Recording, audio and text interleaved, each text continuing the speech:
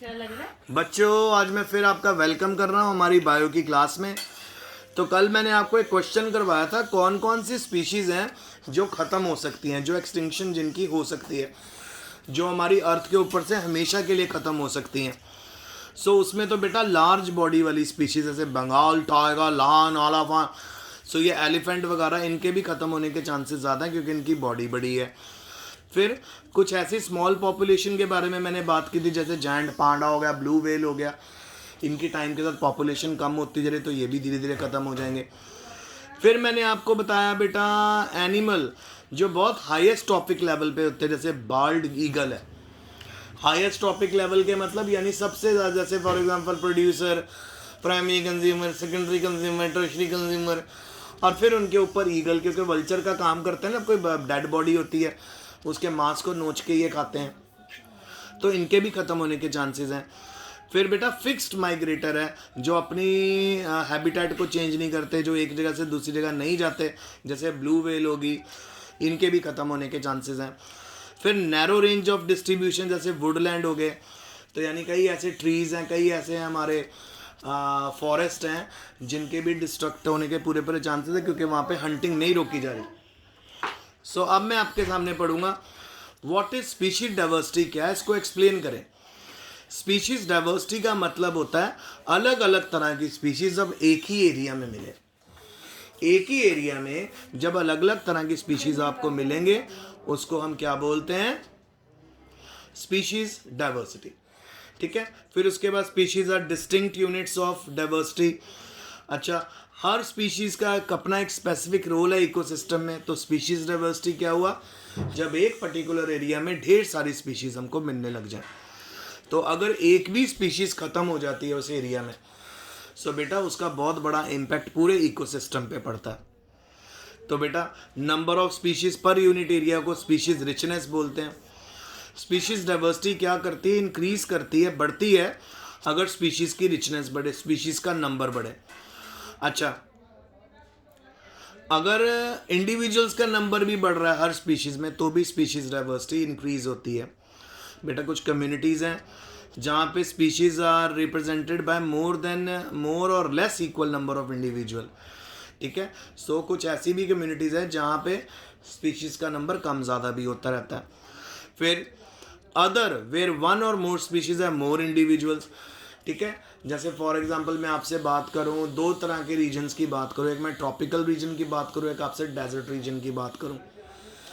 अगर आपसे tropical region की बात करूं, फॉरेस्ट में तो आपको लॉयन का बहुत ज़्यादा मिलेंगे, टाइगर बहुत ज़्यादा मिलेंगे। अगर हम डेजर्ट एरिया की बात करेंगे वहाँ पे आपको स्कॉर्पियन मिलेंगे, कैमल ज़्यादा मिलेंगे।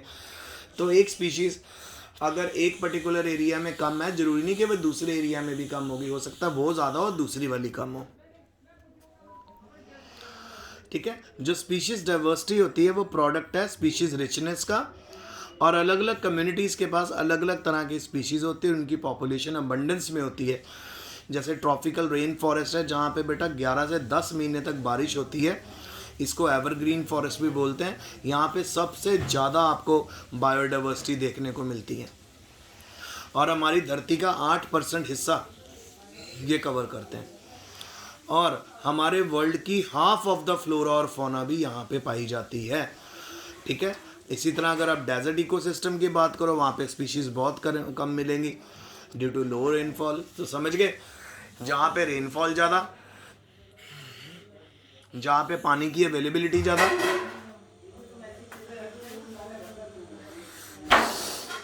जहाँ पे रेनफॉल ज़्यादा, जहाँ पे पानी की अवेलेबिलिटी ज़्यादा, वहाँ पर बेटा बहुत ज़्यादा स्पीशीज़, बहुत ज़्यादा बायोडाइवर्सिटी और बहुत ही ज़्यादा रिचनेस।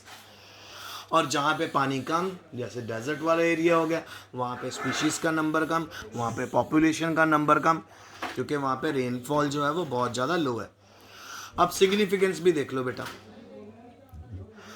सिग्निफिकेंस में स्पीशीज़ डाइवर्सिटी जो होती है वो बायोटिक स्टेबिलिटी को डिटरमाइन करती है।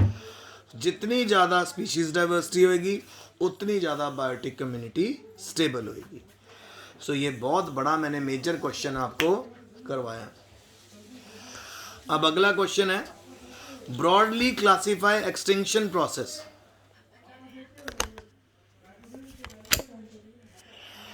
एक्सटेंशन प्रोसेस को ब्रॉडली क्लासीफाई करो, ठीक है। सो भैया सबसे पहला है नेचुरल एक्सटिंक्शन, मतलब कैसे जो किसी भी स्पीशीज़ की, चाहे वो प्लांट की स्पीशीज़ हो चाहे एनिमल की स्पीशीज़ हो, वो किस तरह से ख़त्म होती है। तो उसके अलग अलग तरीके हैं। एक तो बेटा नेचुरल एक्सटिंक्शन है, एक मास एक्सटिंक्शन है, और एक है एंथ्रोपोजेनिक एक्सटिंक्शन। एक्सटिंक्शन का मतलब वाइप आउट हो जाना, पूरी धरती के ऊपर से उस स्पीशीज़ का हमेशा के लिए ख़त्म हो जाना। सो नेचुरल एक्सटिंक्शन जो बेटा बड़ा स्लो प्रोसेस होता है, ये नेचर के थ्रू होता है। इसके अंदर धीरे धीरे धीरे कुछ स्पीशीज़ होती है जो अपने आप को अडेप्ट करती रहती चेंजिंग एनवायरनमेंट के साथ, कुछ अपने आप को अडेप्ट नहीं कर पाती, और फाइनली वो धीरे धीरे ख़त्म हो जाती हैं। तो ये तो नॉर्मल प्रोसीजर है। नंबर 2 पे आ जाता है बेटा मास एक्सटिंक्शन, जब लार्ज अमाउंट ऑफ स्पीशीज़ एकदम से डिसअपेयर हो जाएं ड्यू टू एनवायरमेंटल कैटास्ट्रॉफ, ठीक है। सो मैं आपको बड़ा अच्छा एग्जांपल दूंगा बेटा डायनासोर का। तो अभी से 60 मिलियन ईयर्स अगो जो डायनासोर का नंबर था वो बहुत ज़्यादा था, और एकदम से डायनासोर हमारी धरती के ऊपर से ख़त्म हो गए। सो ये धरती के ऊपर से डायनासोर कैसे ख़त्म आए, जो एक्चुअल थ्योरी है वो ये कहती है कि कितने ढेर मीटेओराइट और एस्ट्रॉइड्स आके समुंदर के अंदर गिरने लगे। और आपको पता है जब भी कोई फॉरेन बॉडी हमारे स्पेस से हमारी अर्थ में एंटर करती है, और जब वो बहुत ही तेज़ स्पीड से जारी होती है, और वो हमारे एटमॉस्फेयर में जब एंटर करती है, जब नीचे आती है, सो उसकी स्पीड इतनी ज़्यादा होती है कि जो हमारे एटमॉस्फेयर के पार्टिकल्स हैं वो उस बॉडी के साथ टकराने लग जाते हैं, और फाइनली वो वहाँ पे फ्रिक्शन इतना ज़्यादा होने लग जाता है कि वो बॉडी बुरी तरह गर्म हो जाती है, बर्न होने लग जाती है। तो इसी तरह जब बड़े बड़े मीटेराइड्स और एस्ट्रॉइड्स हमारी धरती पे गिरे, जिस समय डायनासोर की पॉपुलेशन अच्छी थी, तो वो जब धरती के ऊपर आ रहे थे तो वो सारे आग के गोलों में बदल गए, इतनी बुरी तरह वो जलने लग गए फ्रिक्शन के करके। और जब ये मीटेराइट्स और एस्ट्रॉइड जो फॉरेन रॉक्स हैं, जलते हुए रॉक्स जब हमारे समुंदर के अंदर गिरे, तो वहाँ पे एकदम से ये बुझे, इनकी जो आग है बुझ गई। तो जब आग बुझी तो बेटा वहाँ पे large amount of carbon dioxide produce हुई। सो इतनी ज़्यादा कार्बन डाइऑक्साइड प्रोड्यूस हुई कि ऑक्सीजन की कमी के करके सारे डायनासोर वाइप आउट हो गए। तो ये होती है बेटा मास एक्सटिंक्शन। समझ आया आपको? सो डायनासोर की स्टोरी आपको सभी ने कई पिक्चरें भी देखी होंगी, कार्टून्स भी देखे होंगे, वहाँ पे भी यही बताया गया है। और रियलिटी में जो थ्योरी है वो यही कहती है कि डायनासोर गए तो कहाँ गए, एकदम से कैसे ख़त्म हो गए।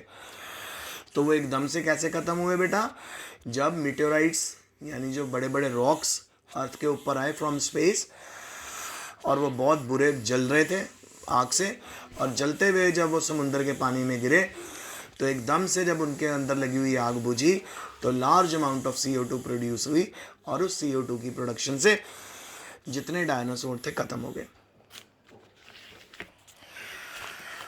थर्ड एक्सटिंक्शन वो है बेटा एंथ्रोपोजेनिक एक्सटिंक्शन। ये ह्यूमन एक्टिविटीज़ के करके होते हैं, जैसे हंटिंग हो गई, हैबिटेट को डिस्ट्रॉय कर देना, ठीक है।